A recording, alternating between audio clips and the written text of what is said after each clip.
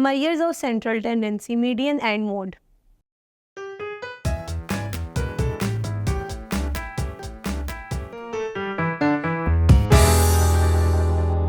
Assalamu alaikum. I welcome you all on the platform of digital academic provided by Moonlight International Publishers. Hello, my dear students. I'm your maths teacher. My name is Aisha. Our today's topic is about measures of central tendency in accordance with median and mode. Students, सबसे पहले हम discuss करेंगे positional average को. Positional average आपके पास basically क्या होती है? Positional average आपके पास एक ऐसी टर्म है जिसमें आप सेंट्रल वैल्यू एग्जैक्टली कंसीडर करते हैं. किसी भी टर्म में, किसी भी ऑब्जर्वेशंस में जो एग्जैक्ट सेंट्रल वैल्यू होती है वो आपकी क्या होती है? मीडियन होती है. स्टूडेंट, सबसे पहले इस पोजीशन एवरेज में हम डिस्कस करेंगे मीडियन को. मोड भी आपके पास बेसिकली पोजीशनल एवरेज में ही आता है. अगर हम डिस्कस करें मीडियन को, तो median is defined as the middle value in the series whether the data is arrange in ascending और डिसेंडिंग ऑर्डर. अब मीडियन फाइंड आउट करने के लिए आपको डाटा को असेंडिंग या डिसेंडिंग ऑर्डर में अरेंज करना होता है और उनकी जो सेंटर वाली वैल्यू होती है उसको हम क्या कहते हैं? मीडियन कहते हैं. अब स्टूडेंट्स, आपके पास दो तरह का डाटा आ सकता है. सो स्टूडेंट्स, यहाँ तो डाटा के नंबर आपके पास ऑड होंगे, या ऑब्जर्वेशंस आपके पास ऑड अमाउंट में होंगी, या ऑब्जर्वेशंस आपके पास इवन अमाउंट में होंगी. फॉर एग्जांपल, ऑब्जर्वेशंस आपके पास ऑड अमाउंट में आती है, तो उस केस में आपको क्या करना है? ऑड अमाउंट के लिए आपको फॉर्मूला लगाना होता है n+1 डिवाइडेड बाई 2 टर्म्स, यानी कि इसको हम क्या पढ़ेंगे? n+1 divided by 2. अब इसका मतलब क्या है? n मीन्स टोटल ऑब्जर्वेशंस आपके पास कितनी है, उसमें आप 1 ऐड करेंगे और उसको 2 से डिवाइड करेंगे. अब जो आंसर आएगा वो वाली टर्म आपके पास क्या होगी? उस ऑब्जर्वेशन का मीडियन होगा, यानी कि उस ऑब्जर्वेशन की सेंटर वाली वैल्यू होगी. यानी कि अब आप क्या कर रहे हैं? यहाँ पर आपके पास एक डाटा उन्होंने दिया है 391, 384, 1490, 777, 407, 672, 573, 591 एंड 552. स्टूडेंट्स, यहाँ पर आपने देखना है कि आपके पास नंबर ऑफ ऑब्जर्वेशंस कितनी आ रही हैं. मेरे पास यहाँ नंबर ऑफ ऑब्जर्वेशंस आ रही है 9. अब मैं मीडियन कैसे फाइंड आउट करूंगी? फॉर्मूला लगाऊंगी median is equal to n+1 divided by 2 term, यानी कि 9+1 डिवाइडेड बाय 2.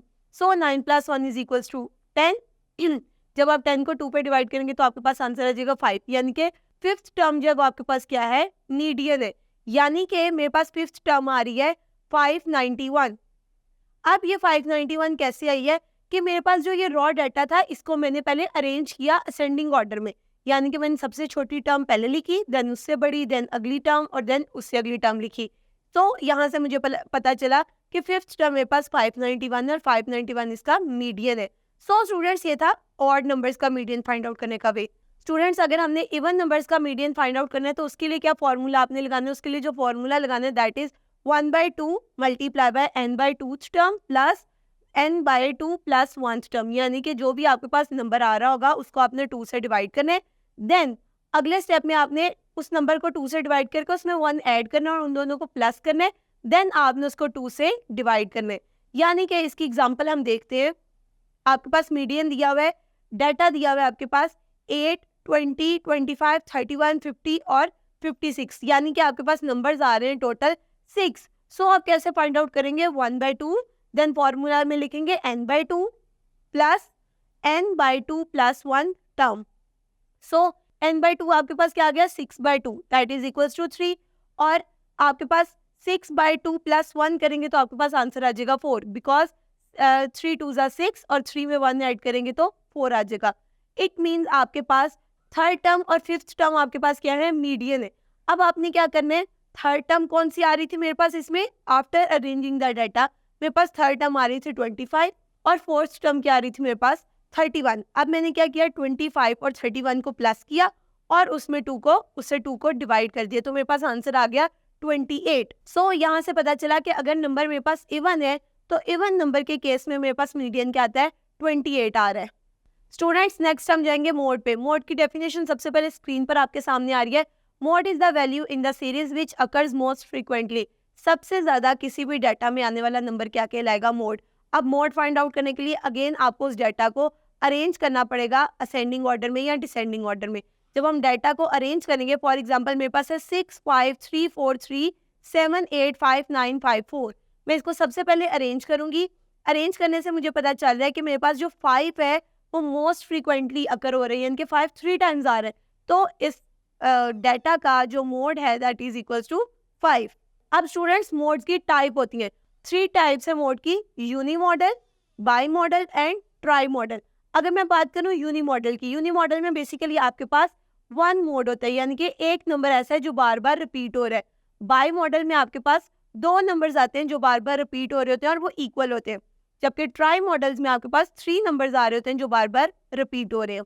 सो स्टूडेंट्स इस तरह मीन और मोड आप लोग फाइंड आउट कर लेंगे। Now students come to the exercise number 11.3। 11.3 के क्वेश्चन नंबर 1 में आपने अरिथमेटिक मीन फाइंड आउट करना है, और अरिथमेटिक मीन फाइंड आउट करने का तरीका आपको पता है, sum of numbers divided by total numbers. क्योंकि ये आपके पास अनग्रुप डेटा है तो इसमें आपको क्लास इंटरवल्स और फ्रीक्वेंसीज बनाने की जरूरत नहीं है। आपने सिर्फ क्या करना है, इन तमाम वैल्यूज को प्लस करना है और टोटल नंबर पे डिवाइड कर देना, और जो भी आंसर आपके पास आएगा वो आपके पास मीन होगा।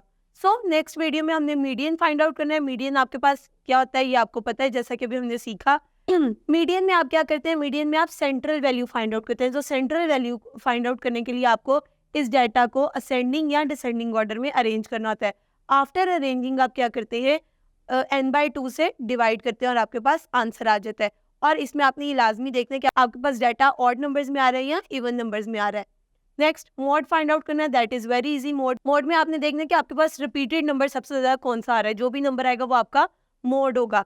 4th और 5th क्वेश्चन की अगर हम बात करें तो इसमें हमें ग्रुप डाटा दिया गया। ग्रुप डाटा में आप लोगों ने सबसे पहले मीन फाइंड आउट करने के लिए, दोनों क्वेश्चंस में मीन फाइंड आउट करने के लिए आपने इनके इंटरवल्स क्लासेस बनानी है, देन आपने फ्रीक्वेंसीज बनानी है और एफ ऑफ एक्स बनाना है। यानी एफ ऑफ एक्स का मतलब है आपने फ्रीक्वेंसी को नंबर से मल्टीप्लाई करना है।